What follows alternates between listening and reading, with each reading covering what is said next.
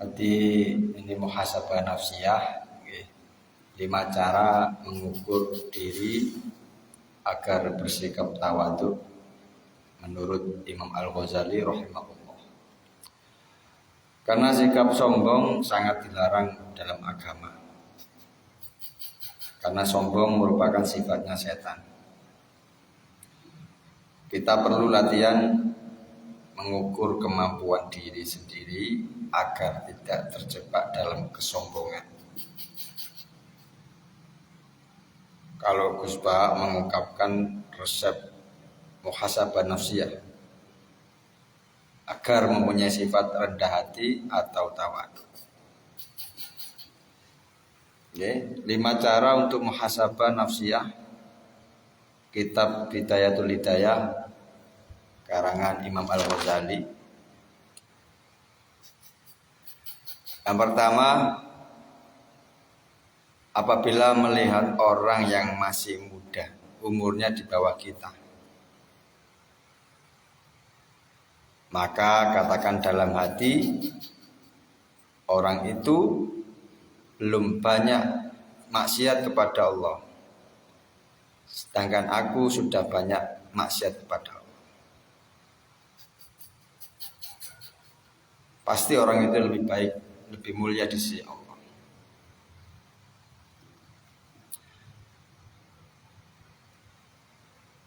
Itu katakan dalam hati. Sering-sering nyeneni hati. Artinya orang arek cilik ngono nggih. Oh, arek cilik iki belum banyak maksiat kepada Allah, sedangkan saya sudah banyak maksiat. Anak kecil ini lebih baik daripada saya. Ini biar kita nggak sombong.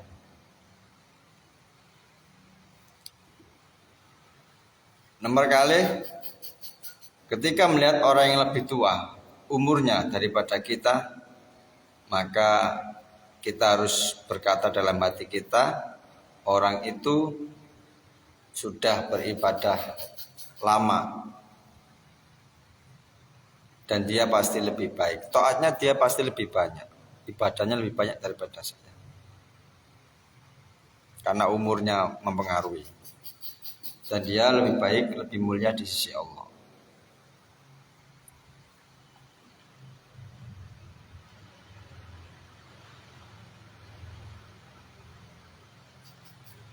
Yang ketiga, ketika kita melihat orang yang berilmu, orang alim, maka yang harus kita katakan dalam hati, orang ini diberi kelebihan oleh Allah yang tidak diberikan kepada saya. Dia tahu ilmu yang tidak aku tahu. Pasti dia lebih baik. Karena penyakitnya orang alim itu tidak mau mengakui orang alim lainnya. Ini bahaya. Nggak mau jadi murid orang yang lebih pintar. Karena dia merasa, karena hal yang paling mungkin disombongkan ya ilmu. Itu merasa punya ilmu, akhirnya ono wong nakei nasihat, wis tahu. Ini. Kemudian yang keempat, ketika kita melihat orang yang bodoh, kurang ilmu dan wawasan, itu yang kita katakan dalam hati, orang itu maksiat kepada Allah karena ketidaktahuannya. Sedangkan saya kalau maksiat atas pengetahuan saya. Dan hukumannya itu beda. Lebih berat orang yang tahu dibanding orang yang bodoh tadi. Dan kita nggak tahu akhir hayat kita seperti apa. Orang yang maksiat itu belum tentu su'ul khotimah. Kita yang taat belum tentu husnul khotimah.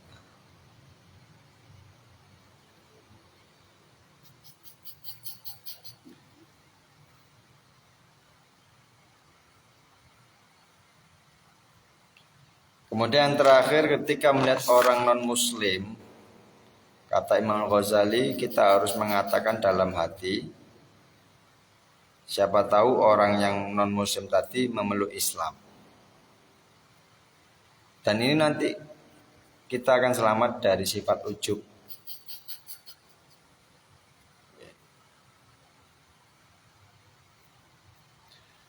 Siapa tahu orang yang non-muslim tadi mendapatkan hidayah masuk agama Islam.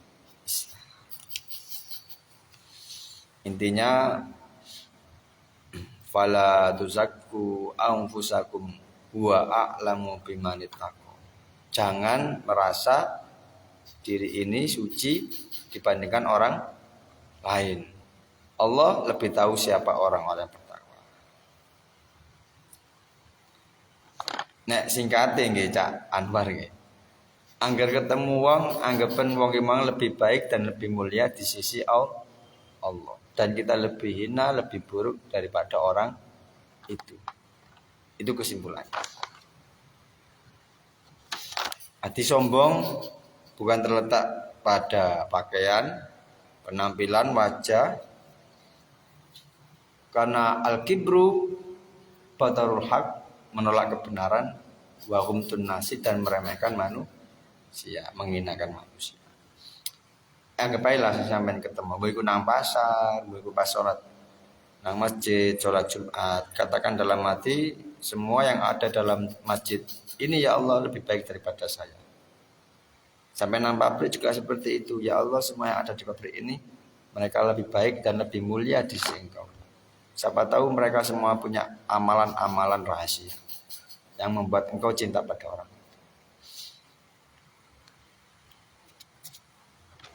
Nang pasar, nang mall, nang diai, ketemu wong, anggap orang yang kita temui tadi itu lebih baik daripada kita.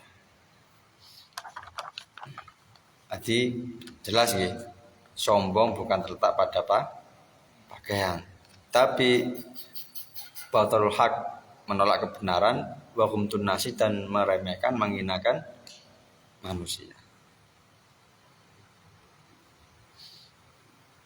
Intinya ini terletak dalam hati, ya. Biar kita selamat dari godaan setan. Karena setan merasa dirinya lebih hebat. Ya tadi, saya terbuat dari api, sedangkan Nabi Adam terbuat dari. Ini pemahaman yang salah. Oke, jelas ya. Ada yang